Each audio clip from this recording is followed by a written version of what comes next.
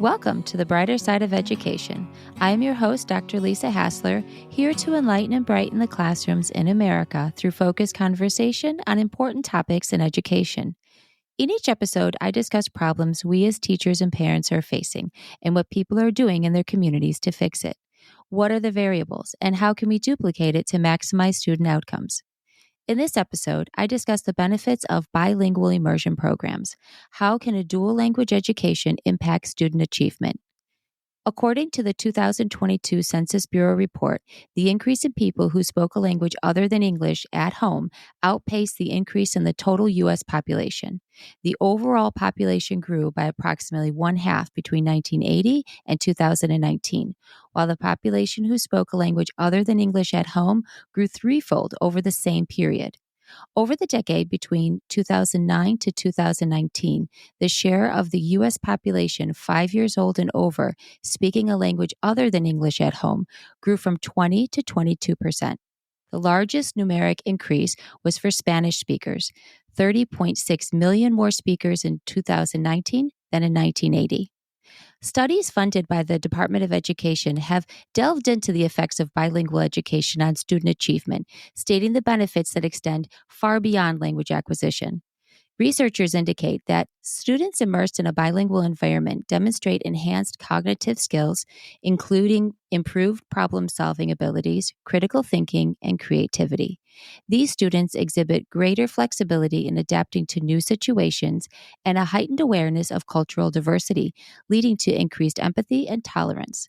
Moreover, bilingualism has been shown to positively impact academic performance across various subjects. Students proficient in multiple languages often outperform their monolingual counterparts in areas such as mathematics, reading comprehension, and even standardized tests. The cognitive flexibility developed through bilingual immersion programs equips students with invaluable skills that transfer beyond language skills alone. Join us on this enlightening journey as we discuss the power of bilingual immersion programs and their positive impact on student achievement. Whether you're a parent seeking the best education for your child, an educator exploring innovative approaches, or simply fascinated by the wonders of language, this episode is sure to inspire and inform. Joining me today to discuss bilingual education is educator and administrator Eric Franzen. He is the founder of Ideal School, a Cognia accredited dual language international online school serving K-9 students from over 20 countries in real time. Welcome to the show, Eric. Thank you so much. I really appreciate the invitation. Thank you. Yeah, so glad you're here. This is a really interesting topic. I think it's very timely. A lot of people are going into online education right now, and this really is very unique. Can you tell us about what led you to opening a bilingual school? Yeah, absolutely. I worked in public education from teacher to administrator for about 16 years. And I think originally before that, I lived in Guatemala as a volunteer for a couple of years. And that's where I learned a love for Spanish, and I learned a love for a different culture. And I learned a lot about myself. And I wanted to help people understand the potential that every human has. I learned that, and I wanted to pass that along to students, pass it along to teachers, and I just kind of went through my time and as a public school employee as kind of thinking of myself as a servant leader. And so back in 2018 is when we incorporated, because I saw that there was a need to have a change in online education. And I saw public education as a system that I was not going to be able to fix. I was never going to get to any position that didn't exist, a position really to fix it. And my wife and I have 2 children, and Spanish is part of our lives and is important because we have family who live in Latin America. And I've seen how it's given me job opportunities. If I wasn't bilingual, I wouldn't have had the jobs that I had. And I see that that's opened up windows for me. And I wanted to create a place for my own children to have friends and teachers in real time that cared about them and that they could become bilingual in a safe environment wherever you're at with internet. So now your school is named Ideal School. Mm-hmm. What does that mean? And it seems like a simple name. It actually took us a long time to think of the right name. But to me, Ideal incorporates, it's ideal for not only the students not only the parents, but the people that work in it, because I saw many times that there were things that I disagreed with how professionals were treated. And so I wanted this to be a place where it's collaboration amongst the teachers and myself, that it's a work that it's not like they work for me, that we work for each other. We work together. And the parents, we work for them. And so they have a voice. And for me, I think that's what education should be about, as a collaboration amongst all the stakeholders. That sounds actually ideal. That's the name. That's the name. Yeah. It's a good name for it. Can you explain what the bilingual immersion program is, and then how does that fit into your school design? Yeah, so we actually, you could visit the Center for Applied Linguistics website, and we'll talk about two-way dual language immersion. And that's what the model that we follow, which means that we have two languages, English and Spanish. We have a combination of native English speakers and native Spanish speakers. And we have a target language for each of the subjects. The teachers teach in that target language. The students are encouraged to work and to interact in that language. And we use a model of, we have like 10 minutes of like direct instruction. Then we have small group breakout, and then partner breakout, individual work, and then come back together. So it's not like a traditional school. Many times I have to sit down and listen to the teacher talk, but it's actually interacting with partners who might speak the other language that you're learning. So that's kind of the idea behind a two-way immersion, that you have a combination of native English and native Spanish speakers, and that you're learning the language within the context of the academic language. You're not separating the academic from like the grammatical, right? Right. So it's not like, so it's very different than if someone was to be just attending a Spanish class. Yeah, right. Nothing like that. I started my career doing that, where you would teach Spanish, but using English, right? Right. And that's not effective. I mean, all the research shows that dual language immersion is the most effective. There's probably you've seen the graph where it separates itself from like ELL or English language learner programs, where there's this big gap, the academic gap, the monolingual students, and then these other students who are learning the second language. So dual language actually bridges that gap. And so they actually, I think you mentioned at the very beginning, the intro, that the research shows that students who go through such a program are better prepared for college, and they actually perform better. And actually on our website, we talk about that. Like, not only that, but you have improved career opportunities here in the United States. Who doesn't know of the benefits of being bilingual in Spanish? Very true. Brain development, right? Research shows a brain development when you learn a second language. And then early graduation, like we were just talking about, that the students actually graduate college earlier that go through a bilingual program. Yeah, you had a lot of information on your website about the research and the benefits to it. Like, one of them I seen was the improved cognitive skills that may delay the onset of Alzheimer's disease and dementia. That was pretty impressive study. And higher earning potential, 5% more, improved social skills. So there's a lot of really good research that has been done on bilingual education, and your website has all of those reports available. Some articles have been written up on that. So that was very nicely done. If anyone was wondering about what exactly is the research behind it, you have all of it on your website, so parents can easily access to see the benefits for their child. You have done a really good job researching us. We've worked so hard. It's been a labor of love, and it's not me. I don't say me at all. Matter of fact, I don't think you even see my face except for a podcast that's on there. I don't advertise myself, because it's really not about me. It's about a team and a vision, that we all have a shared vision. It's like building a house. We've been building it since 2018. And before that, my career built it to be able to do this. So I appreciate you recognizing that. Thank you. I also wanted to touch base on some concerns as an educator would be the summer slide. You actually have a year-round calendar year for your school year, and you break it into cycles. Can you talk about that? Yeah, absolutely. Everybody in education knows there is a summer slide. And also I remember as a kid, I hated going back to school in the fall. Oh my gosh. My birthday is in September, and I always hated it.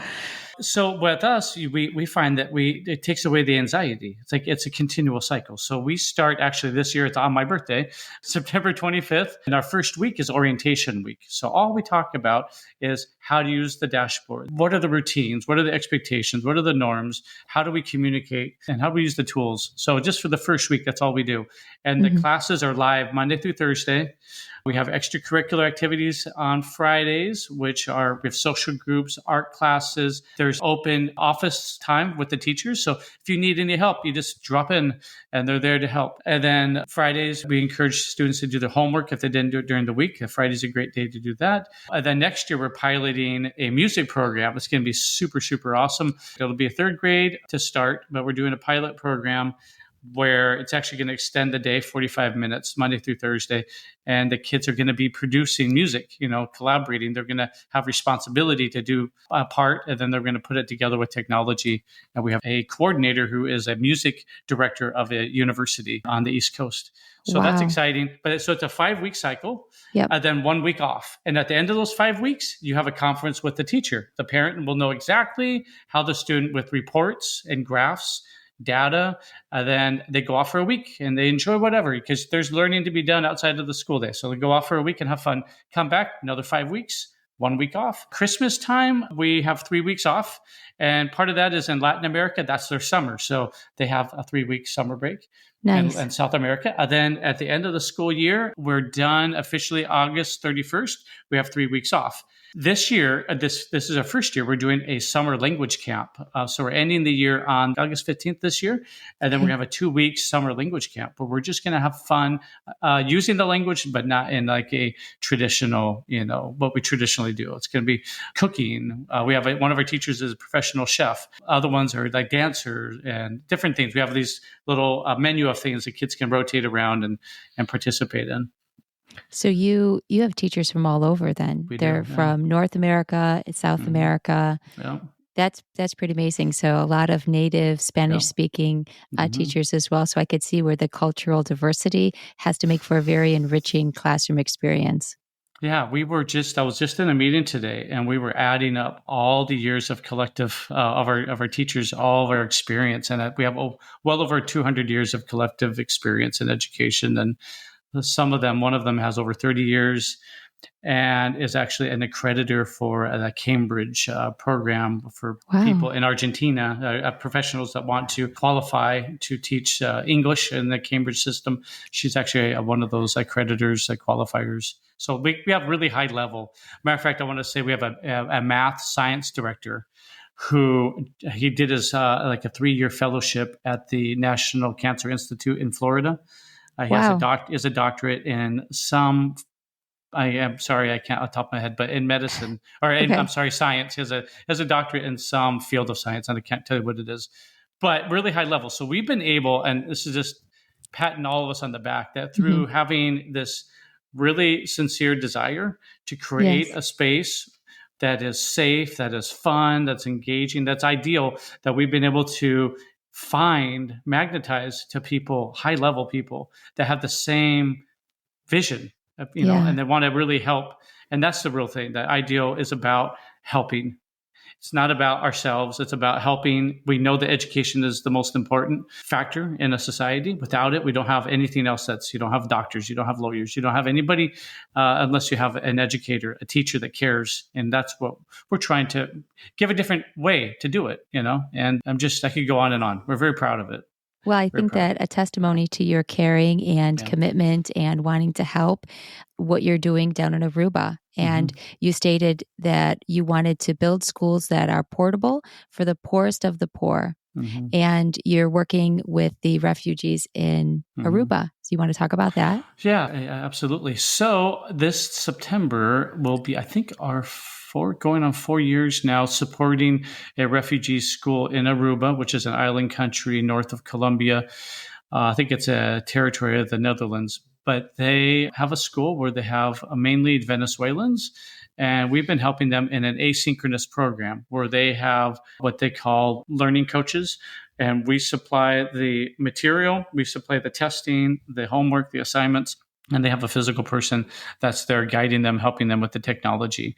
And they otherwise wouldn't have that opportunity. So we're really happy to get to do that. And another exciting one, I was actually working on it today, is there's a school in Venezuela that is partnering with us I'm very excited about actually tomorrow. They're starting to enroll their enrollment process, but we're going to be teaching them 45-minute classes, and it's going to be conversational English. So it'll be synchronous, focusing on conversational English. Do you see that you're going to be doing more of refugee support in the future? Can you see yourselves doing that? And then the big, yeah. So our big goal, our big vision is, I want to go back to Guatemala, and I want to create portable schools that are free. It doesn't cost students anything, but I want to take it to the really, really remote parts of Guatemala where the kids just don't have an opportunity. And we want to give them a great in-person experience, and then use it as a training ground for teachers who want to work at Ideal, because we do have a very strict process, and in order to really to know how to be a teacher, it does take time, but I really want to use that as a kind of a training ground for more teachers, and to give students an opportunity, because it's like I said, it opens up doors, opens up your mind, and I really, really love the people in Guatemala, and perhaps that moves on to other countries. Right. You never know where that's going to lead you. You're also supporting public school students and homeschooling. Can you talk about that? So, yeah, we actually this year started supporting a school in Illinois. This year, I'm actually collaborating with a large district here in Washington State, and I think that that's going to springboard more. And it just depends on what the project is. But, asynchronously, we can support like we do in Aruba. Synchronously, we can do that like we're going to be doing in Venezuela. It just depends on it. We have such a flexible, knowledgeable, experienced team that can support schools in any way that needs to be done. Honestly, and I just want to make this clear, I don't have anything negative to say about public schools. I just think that Ideal is here to support families and schools in a way that's not really been done before, in a bilingual way. My experiences in public education have helped me. I don't believe in burning bridges, and I've want to just make it really clear. It's about education. It's about kids. It's not me, and it's not about person, a feeling about one way or another. So I have a good friend of mine who is in public education, and I really admire him. And I'm working on collaborating with his district, and then it'll springboard some other districts here in Washington. Yeah, because bilingual education is not necessarily common. You don't come across it often in the public school sector. And so I was actually fortunate enough, this is 25 years ago, and the public school system in my area at that time had a small K through 2 dual language immersion program. And my cousin was actually the kindergarten teacher. My son was able to go to that school. We were thrilled with it. And I really saw him blossom during that time. We ended up moving, and then I was so sad because the school district that we had moved to had nothing like that at all. So that's when his bilingual education ended, and he went to his, your traditional Spanish class once a week when he got into junior high. This opens up an opportunity for parents to be able to expose their child to a bilingual education that a lot of times you wouldn't have the ability to do if, if your public school didn't offer that. And I don't know if any private schools in my area that offer it as well. So how would a parent know that bilingual education is a good fit for them and their family? Yeah, and let me also, I think that I left off the homeschool part of it. Yeah, we have several families who are homeschool families, and so they can choose, like, I want a little support in math. I want support because you teach science and Spanish or Spanish language arts. So yeah, we absolutely, and they're integrated with the rest of the students who are with us the full day. So it's not like they have a separate class. They're part of the school. So absolutely. So any family that's just looking for one subject or two, we have that on our website. You can see those options. Absolutely. We also offered this year after school Spanish, and we did after school English, which is more kind of conversational than the typical class. Yeah. So your question was, how does a parent know a bilingual education is right for them? Yeah.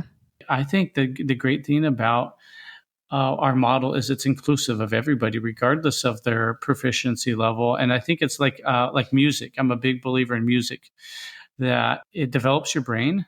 So being part of a bilingual education, it's going to develop your brain at a rate that you wouldn't normally, whether you use it in the future or not. But it definitely helps the development. It definitely helps with you in In a lot of aspects, honestly. And since Spanish is a Latin language, I mean, if you're a science lover, I know for me, it helped me in biology classes, different science classes in college, because I could figure out and make connections quicker to different terminology that wasn't so foreign because I had learned Spanish.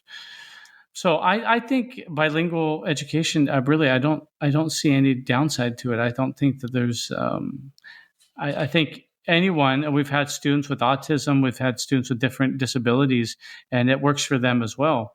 Oh, I think it's inclusive of any situation. that's good to know. I hadn't thought about that from that aspect. And so that's good to hear. Now, you are accredited and recognized in 87 countries. You have Hmm. offices in Washington and Florida, serving Hmm. children mostly in North and South America with live lessons. And Hmm. so, what's next besides now going to possibly Guatemala? Yeah. Where are you thinking Well, beyond? what we want to do is we're trying to move Ideal to increase the enrollment so that we can offer schedules that would be conducive of many different time zones. We'd love to have an office in South America. And then we've been asked to consider going to Europe. There's a group of students, I think, especially in Poland, who would love to have an online school. And actually, believe it or not, a lot of Europeans want to know Spanish, and so that's kind of like in the next 5 years, maybe go to Europe and then have an office in South America, and then have the enrollment number that we need to have separate divisions within like different time zones.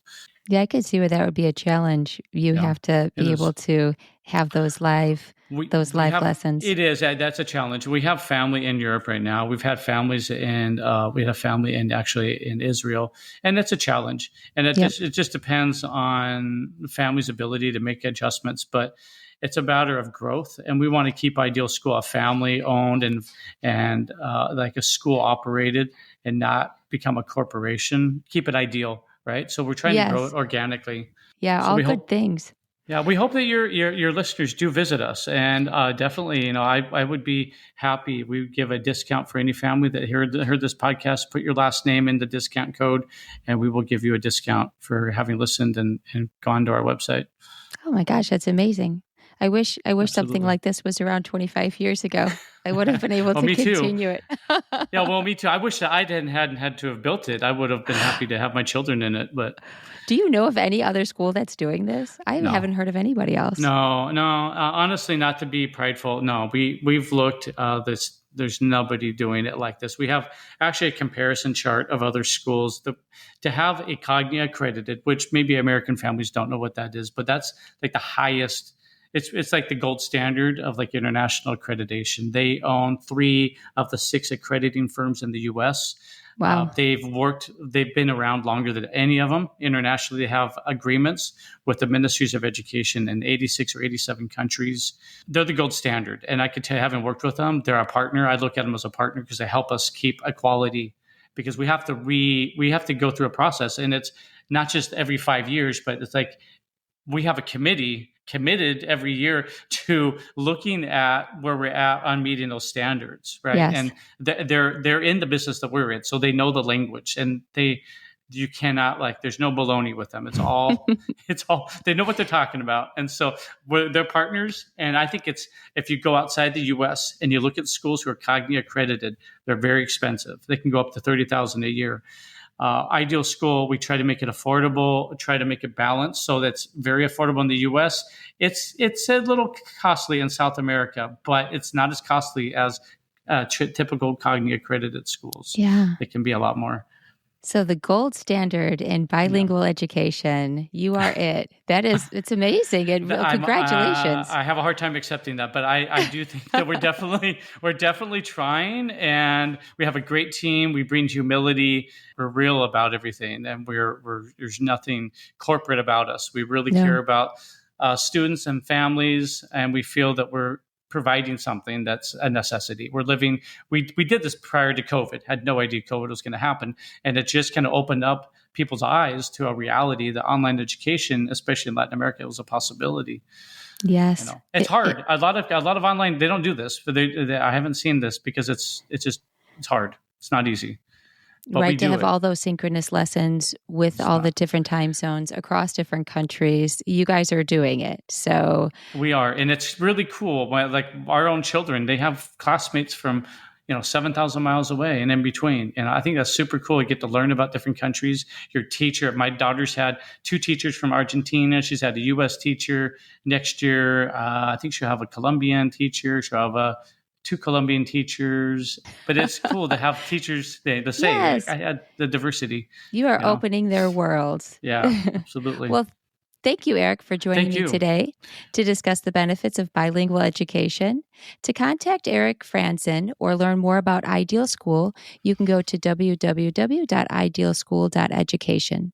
The call to action is to unlock the potential of bilingual immersion programs to empower more students to become global citizens. If you have a story about what's working in your schools that you'd like to share, you can email me at drlisarichardson@gmail.com or visit my website at www.drlisarhassler.com and send me a message. If you like this podcast, subscribe and tell a friend. The more people that know, the bigger impact it will have. If you find value to the content in this podcast, consider becoming a supporter by clicking on the supporter link in the show notes. It is the mission of this podcast to shine light on the good in education so that it spreads, affecting positive change. So let's keep working together to find solutions that focus on our children's success.